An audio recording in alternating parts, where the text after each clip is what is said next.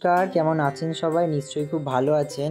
আজ 14ই সেপ্টেম্বর, কৌশিকী অমাবস্যা। আমাদের বাড়িতে মায়ের পুজো, মানে পুজোর আগের দিন 3রা সেপ্টেম্বর আমরা কিছু জোগাড় প্রায় করেই রেখেছিলাম, যেমন ফুল কেনা থেকে শুরু করে প্রায় সমস্ত কিছুই বাজারহাট আমরা আগের দিনই করে রেখেছিলাম। এবং বাড়িতে এসে যে সমস্ত নাড়ু মাড়ু বানানোর থাকে, যে সমস্ত কিছুই আমরা আগের দিনই করে রাখার চেষ্টা করেছিলাম, যেহেতু সকাল মানে আমাদের সন্ধ্যেবেলা পুজো ছিল, এবার সকাল থেকে ভোগের টোগের তাড়াহুড়ো থাকে, সেই জন্য আমরা আগের দিনই কিছু কাজ মানে গুছিয়ে রেখেছিলাম।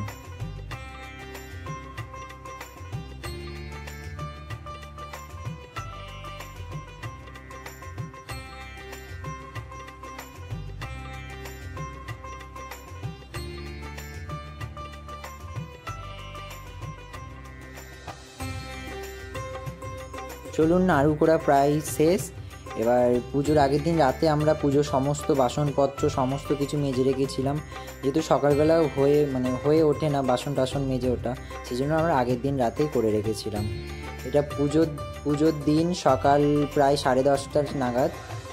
এখন মালা গাঁথতে বসেছি। জবার মালা কিনে আনলেই আনা যেত, কেননা এবার যেহেতু আমাদের বাড়িতে জবা ফুল গাছ আছে, সেই গাছ থেকে আমরা কুঁড়ি ফুল তুলে সেই মালায় গেঁথেছি। জবা ফুলের মালা এবং একটি বিল্লপত্রের মালা করব, সেই মালা দুটো এখন করে নিই। চলুন।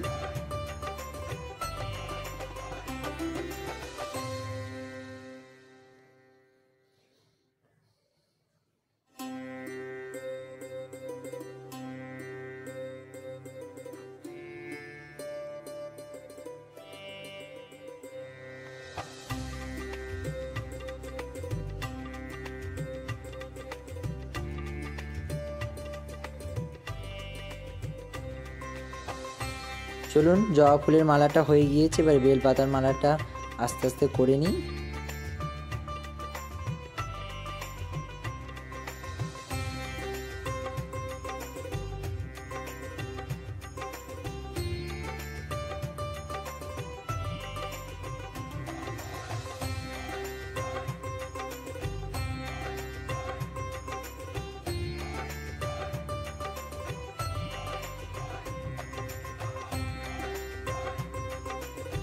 চলুন, বেলপাতার মালাটাও হয়ে গিয়েছে। এবার ওইদিকে যে সন্ধেবেলা যে হোমটা হবে, সেই হোমের জন্য যে যোগী ডম্বল এবং বেলপাতাটার দরকার, সেটা একটু বেছে নিই। 28টা করে লাগবে, এটা 28টা ওটা 28টা করে একটু গুনে বেছে রাখি।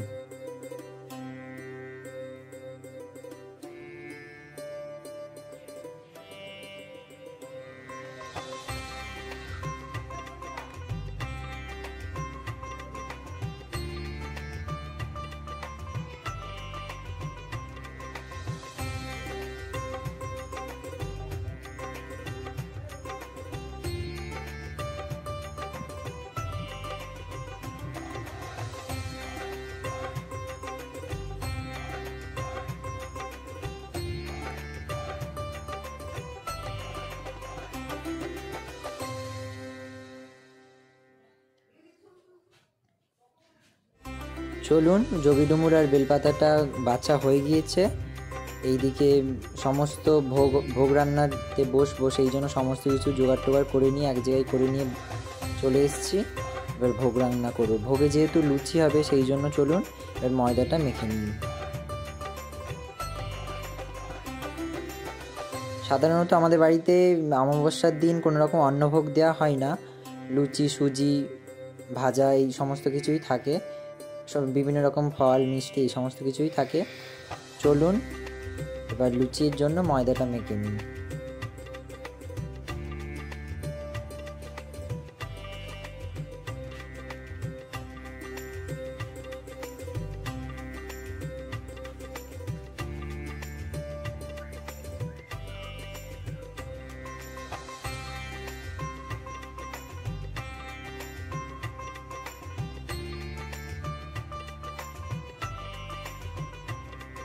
চলুন, ময়দাটা মাখা হয়ে গেছে। এবার যে সমস্ত সবজিগুলো ভাজা হবে, ওইগুলো এক এক করে কেটে নিই।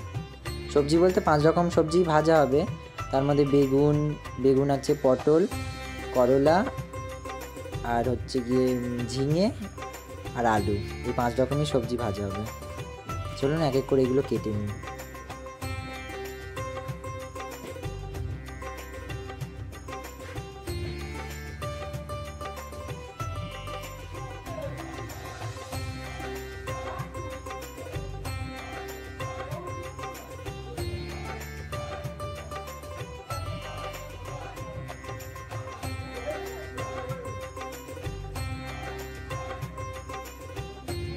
চলুন সমস্ত সবজি কাটা হয়ে গিয়েছে, এবার লুচিটা এক এক করে ভেজে নেওয়া যাক।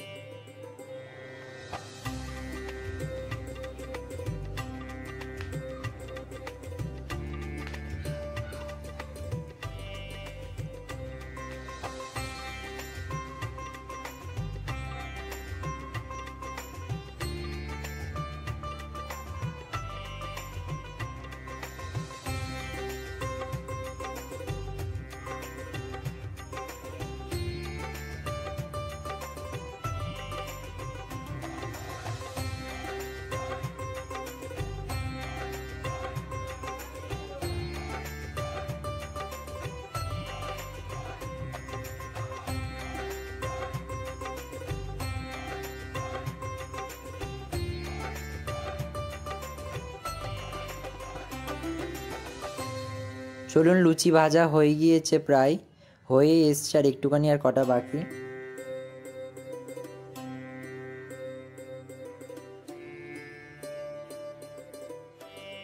চলুন এবার এই শেষ লুচি ভাজা হয়ে গেছে, এবার এক এক করে সবজিগুলো ভেজে নিই।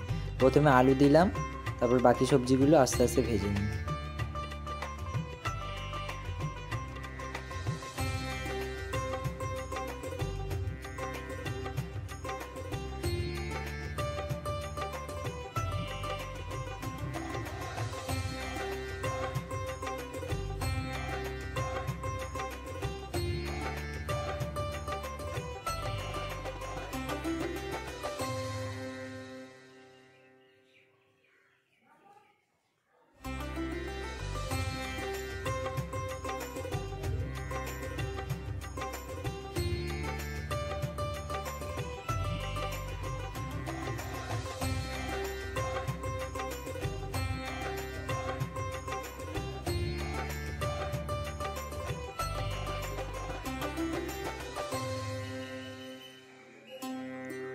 চলুন প্রায় সব সবজি ভাজা হয়ে গেছে, এবার এই উচ্ছেটা ভাজা হলেই হয়ে যাবে।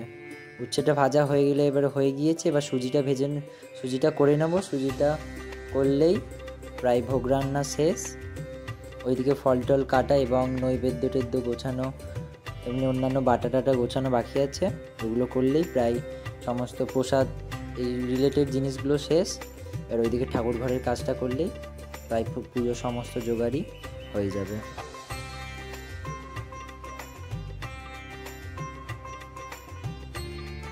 চলুন সুজিটা হয়ে গিয়েছে, সুজিটা একটা পাত্রে বেড়ে নিই, পরে ভোগের থালায় দেবো, এখন একটু ঠান্ডা হোক।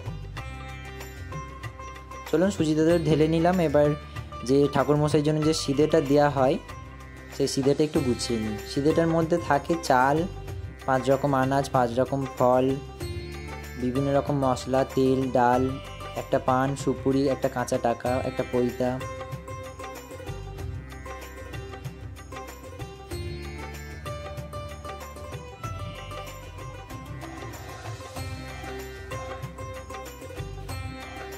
চলুন সিধেটাও গোছানো হয়ে গেছে, এবার নৈবেদ্যটা সাজিয়ে নিই।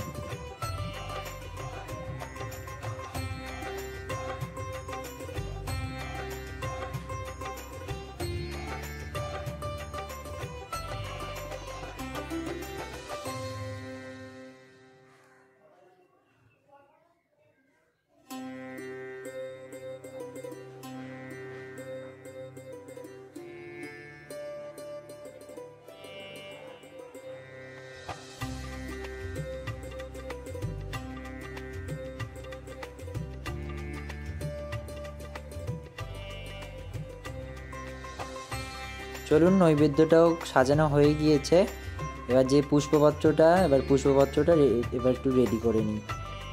আসলে এটা আলাদা করে রাখার মতন কোনো ইয়ে নেই, আসলে আলাদা করে রাখার একটাই উদ্দেশ্য, যাতে ঠাকুরমশাই আসলে ওনার একটু সুবিধা হয়।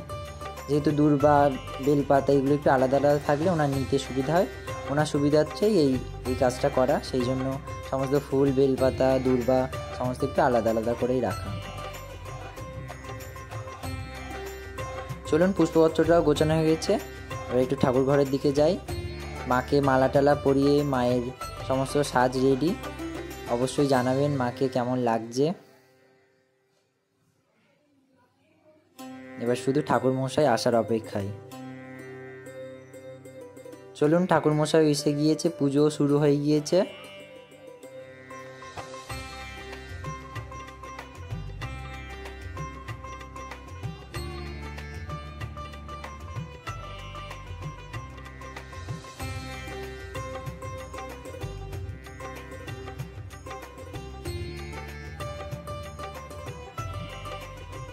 এখন আরতি হচ্ছে, আরতির পর হোম হবে, হোম টোম হয়ে প্রায় পুজো সমাপ্তি হবে।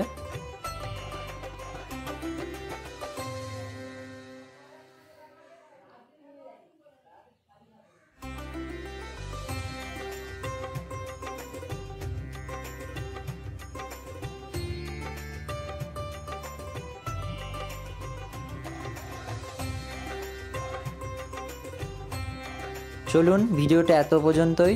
যদি ভিডিওটি ভালো লেগে থাকে অবশ্যই একটি লাইক করবেন এবং কমেন্টে জানাবেন ভিডিওটি কেমন লাগলো। ধন্যবাদ।